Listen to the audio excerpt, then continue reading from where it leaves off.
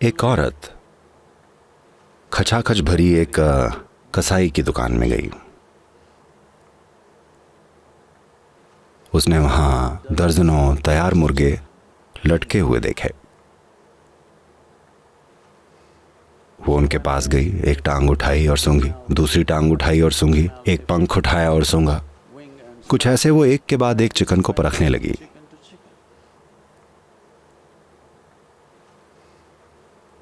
फिर कसाई आया, उसके कंधे पर थपकी दी और बोला, मैडम, क्या आप खुद ऐसा टेस्ट पास कर पाएंगी?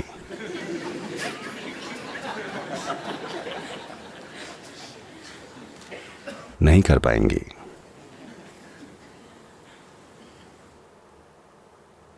तो चारों तरफ सूंघते मत फिरिए। इस आदमी में क्या कमी है, उस औरत में क्या कमी है, इसमें क्या कमी है, उसमें क्या कमी है, वो क्या गलत कर रहा है।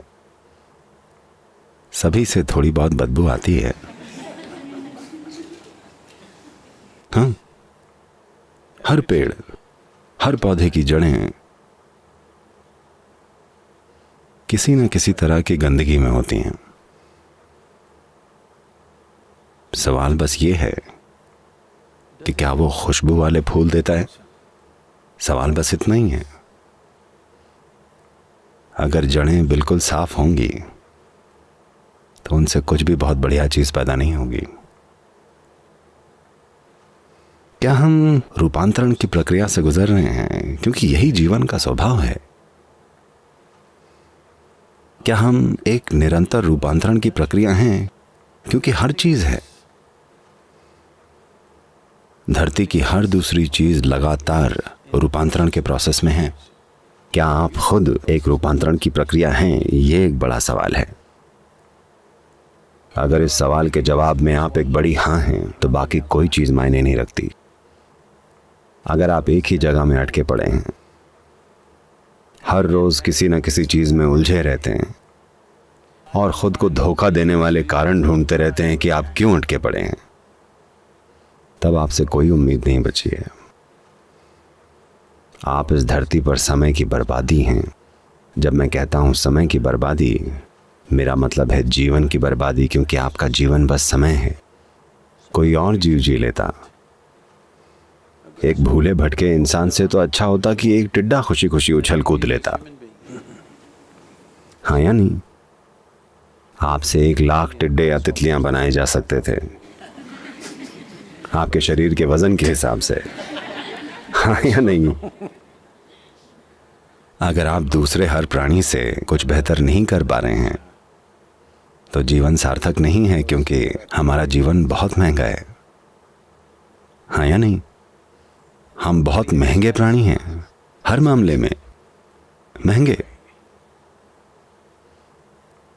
खाने के लिए, सोने के लिए, चलने के लिए हमें कितनी व्यवस्थाएं चाहिए होती हैं। हाँ या नहीं? चप्पल जूते से लेकर कपड़ों तक, इमारतों से लेकर कितनी व्यवस्थाएं चाहिए होती हैं। मुझे जंगल में कोई किचन नहीं दिखता और उन्हें भरपेट खाना मिलता है।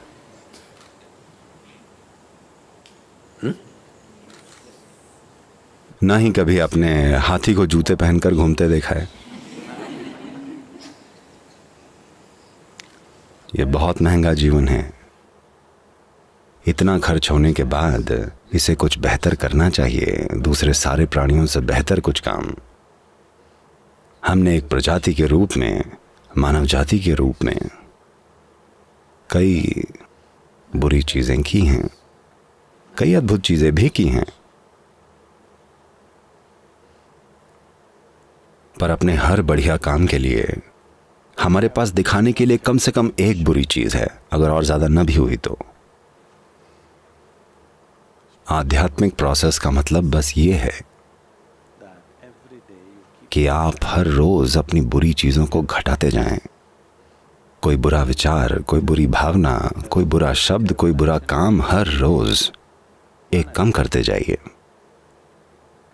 आप 1-2 महीने में बहुत आगे बढ़ जाएंगे। क्या मैं आपको कम आंक रहा हूं? कि मुझे लगा आप में बस 30 बुरी चीजें हैं।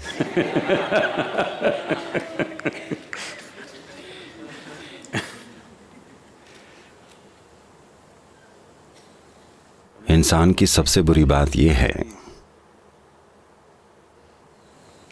that कि they are so busy with their own stuff, they don't feel the pain and suffering and what other life is going through. वो अपनी ही चीजों में इतने बिजी हैं, उनको दूसरे प्राणियों का दर्द, उनकी तकलीफ और कुछ भी महसूस नहीं होती। संवेदनशील नहीं है। संवेदनशील न होना सबसे भयानक अपराध है, क्योंकि अगर हम संवेदनशील होते अहंकार के प्रति नहीं, जीवन के प्रति, अगर हम जीवन के प्रति संवेदनशील होते तो हर वो चीज जो हम कर पाते वो हम हमेशा करते।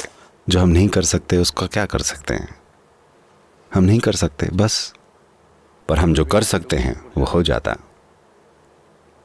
एक सूडानी आदमी था। आपको सूडान पता है? 2 सूडान हैं, आपको पता है? हेलो, 2 सूडान हैं। सूडानी लोग, ऐसा माना जाता है, मैं इसका विशेषज्ञ नहीं हूं, ऐसा कहा जाता है कि अधिकांश सूडानी लोग भारतीय मूल के हैं। वो अब भी डोसा खाते हैं। उनकी संस्कृति हमारे जैसी ही है। वो बहुत हद तक भारतीयों जैसे दिखते हैं। वो अफ्रीकी आबादी के साथ घुल मिल गए हैं, पर वो कुछ 1000 साल पहले ही वहाँ गए हैं। तो एक सूडानी आदमी माराकेच में एक ऊँटों के बाजार में गया, मोरक्को गया। वहाँ एक बहुत प्रसिद्ध ऊँट बाजार है।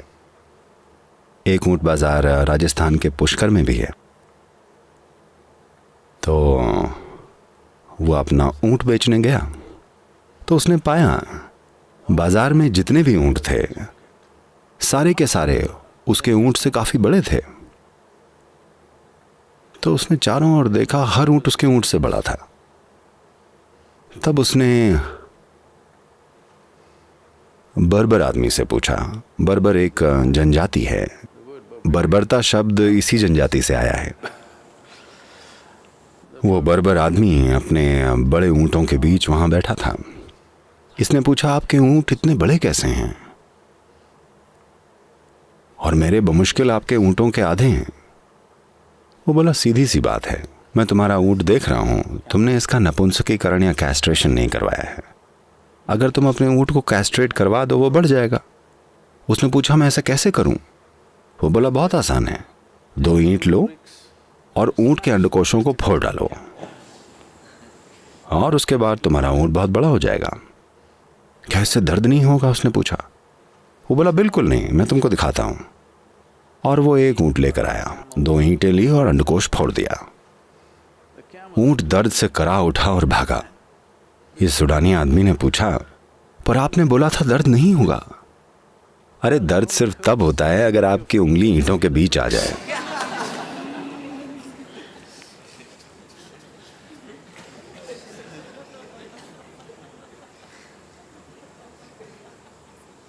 आपके साथ जो होता है उसको लेकर आप बड़े संवेदनशील होते हैं, पर बाकियों को जो होता है उसको लेकर न के बराबर संवेदनशील हैं। ऐसी हालत में इंसान का सबसे बढ़िया स्वभाव कभी प्रकट नहीं हो पाएगा। आपको संवेदनशील बनना होगा। आपको समझना चाहिए कि पेड़, ये फूल, ये पक्षी और सारे जीव अपने आसपास होने वाली हर चीज को लेकर बहुत संवेदनशील हैं। वो किसी को चोट नहीं पहुंचाते जब तक कि उन्हें खाना ना खाना हो। हाँ? जब तक बात खाने की ना हो वो कभी भी किसी को ऐसे ही नहीं मार देते। और वो बहुत संवेदनशील हैं, जीवन को लेकर सेंसिटिव। वैसे नहीं जैसे आप समझते हैं, वैसे भावनाओं के रूप में नहीं, बल्कि सीधा सीधा जीवन को लेकर संवेदनशील हैं। दर्शन के दौरान कभी इस पेड़ की डाली ने नीचे गिरकर आप में से किसी को भी नहीं मारा।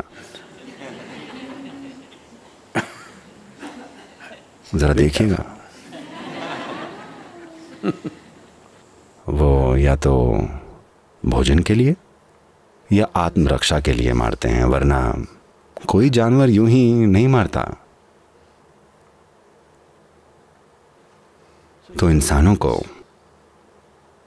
दिखाना होगा कि हम थोड़े ज़्यादा विकसित हैं, है ना? हमें दूसरे ताकतवर प्राणियों के मुकाबले थोड़ा और विकास दिखाना होगा जो यहाँ मौजूद हैं। कम से कम हमारे सबसे करीबियों की तरह, है ना? हमारे सबसे करीबी रिश्तेदारों की तरह, कम से कम उतना तो।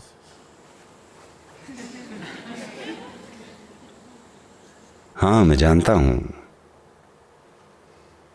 कि दुनिया में संसाधनों के लिए मुकाबला है, हर चीज़ के लिए मुकाबला है, और यहाँ वहाँ थोड़ा टकराव ज़रूर होगा। मैं उन चीज़ों से अनजान नहीं हूँ, पर मैं चाहता हूँ कि आप कम से कम अपने भीतर होने वाले टकराव को ख़त्म कर दें। वैसे भी आपको उससे कुछ मिलता नहीं, ऐसा होता है कि नहीं?